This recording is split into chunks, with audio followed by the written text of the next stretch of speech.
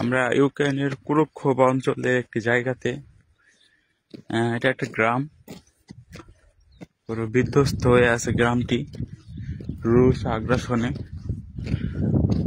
আমরা ঘুরতেছি, এর সাথে আমার বন্ধু আছে। হ্যালো, এই যে আমি।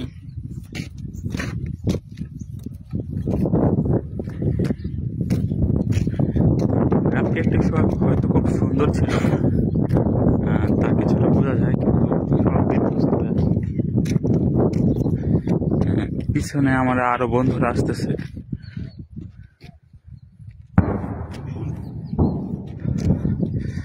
এখান থেকে কিছুটা দূরেই তুমুল সংঘর্ষ, যুদ্ধ চলতেছে।